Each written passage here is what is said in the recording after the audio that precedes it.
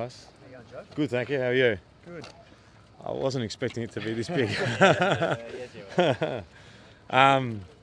Well, I guess I just wanted to announce that I'd be coming back to honour my contract for the 2017 season with the Essendon Football Club, and extremely excited to do so, and I'm really looking forward to it, and I'm really happy and content with the decision that I've made, and it's been a long one, but something that I'm really at peace with. So. Can you talk us through the decision-making process, Jobe, and why it's taken so long?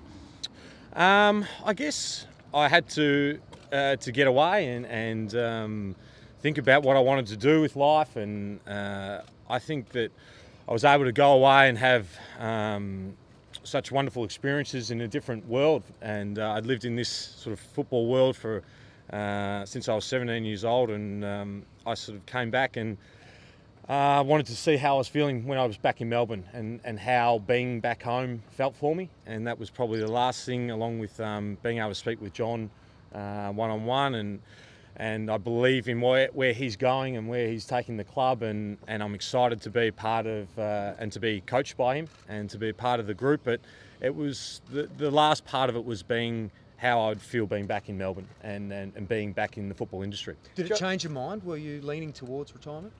I'd leant either way for a long time, and you know, I'd had moments. I certainly, when I left, I didn't think I'd be coming back to play AFL, and you know, I was really fortunate that I was living in New York, and my housemate, she was someone that I was able to open up to, and someone who I could trust completely and be really honest with, and to be able to talk through how I was feeling, and how beneficial that was to have someone that I could speak about how I was feeling and what I was going through. And I learned a lot about myself through that process, about how you know, how liberating it is to be able to speak openly and honestly with someone, and how good it is for your mental health.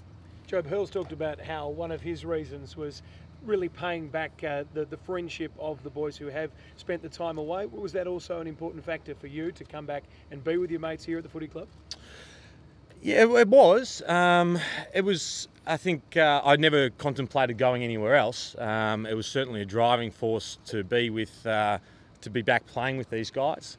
But I knew that deep down that wasn't going to be enough. You know, it wasn't the right decision to make. The right decision would have been how I felt with it, and whether or not I was happy to come back. And obviously I knew I would be happier playing with these guys because of the importance they have, and what we've been through together, and how I view them. But it was, am I going to be able to be back in the system? Am I going to be able to be happy here? And you know, it's going to be a challenge, but I'm looking forward to it, and I'm really happy with the decision that I've made. Do you have unfinished business? How do you overcome the obvious negative or angry emotions that you've faced right throughout the suspension?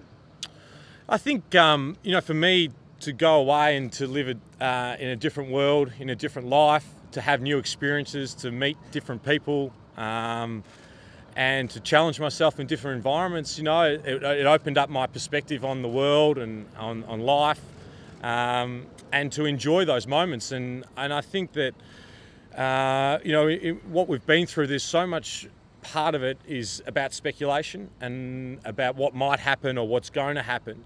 And if you spend your life living in that world of speculation, you miss the moments.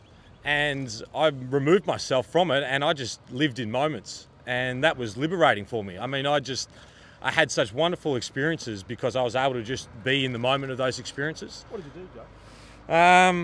Did a heap of things. I went over there, and I said yes to everything. So if someone asked me to do something, I'd say yes, whatever it was. And it took me out of my comfort zone, and I had these wonderful experiences in New York, in the rest of the world, because if someone suggested something, I just said yes to it. How did you go as a barista? I struggle. Almond milk is a nightmare to work. So if anyone, no one please, us baristas, we don't like working with almond milk. So it was really fun. You know, I volunteered at a coffee shop. So this is a hole in the wall. So for those guys, and I worked with the girl who managed it, Arthur. She was born and bred in New York, and she gave me some perspective on what it was like to live and grow up in New York. We talked about politics, we talked about comic books, all sorts of things, and then to interact with Americans, and they'd get a bit surprised when someone had asked a barista for a photo, or working out why he was going away overseas to in the middle of Croatia and things like that. But it was liberating. I found it liberating. So, footy-wise, what level do you expect to come back to? Still at your Brownlow best, do you? Not sure about that. I prepared myself. I'm incredibly vain, and New York's a competitive city, so you got to look your best when you're over in New York. So I did a lot of training when I was over there, but I mean that was part of it. I did these classes where you'd be sitting on a spin bike and you'd be dancing on the spin bike, and I'd be sitting there doing that with a group of people, and all sorts of activities, and I found that so enjoyable, and I prepared myself. Even if I wasn't going to play, I prepared myself to come back to play. I didn't want the decision not to be mine, and I felt that it was a disservice not to come back in the best possible shape I could if I was going to play. Jobe, does the spectre of the Brownlow medal and maybe getting it taken off you hang over your head? Do you care? Your dad said it doesn't define you. Where are you at with that? Yeah, I think Dad's probably right. It doesn't define me, and as I touched on, like, your life is so long, and there's so many different parts and peaks and troughs, and the thing about why I felt like I needed to leave was because I wasn't happy, and I realised that life was too short not to be happy. It passes you by. It's not infinite. Your time in the game isn't infinite. Your time on Earth isn't infinite. One day someone will just take it away from you, and so I really feel like whatever happens is out of my control, and I'll deal with it accordingly. Do you want to remain as captain? I haven't thought about it, actually. I haven't thought about it. I know what the process was last year, so I think it was got a lot of buy-in from all the players, and I'll work that out in due course. What do you think Essendon can achieve next year with this pretty good list at the moment?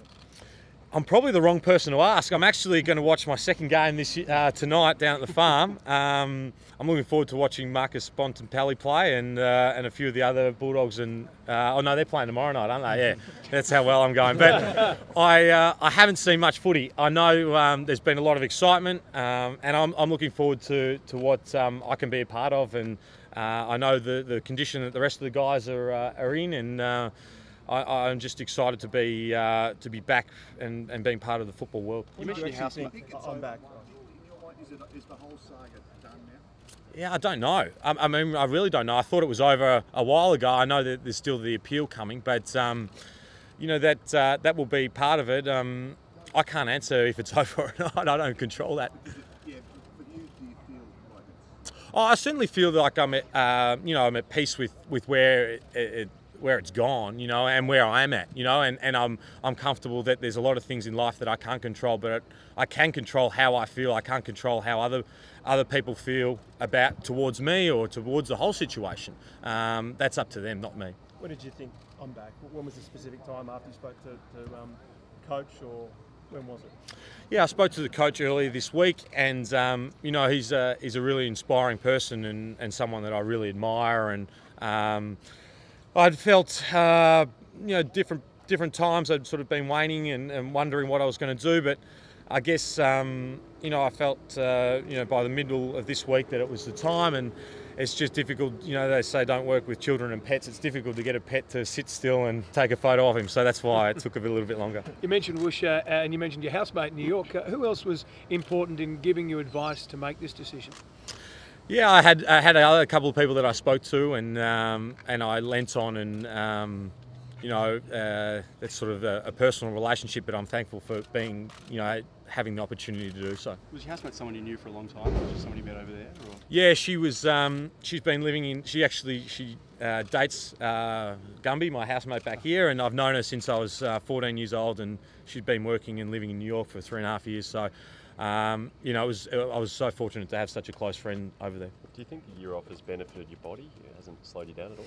I don't feel like it. I must admit, the first time I touched a footy was when I got back here, so I don't know how I'm going to go, but I feel good. I feel, and I guess when your mind is feeling, when you're feeling good in your mind, then your body sort of acts accordingly. What sort of role did your dad play in the decision?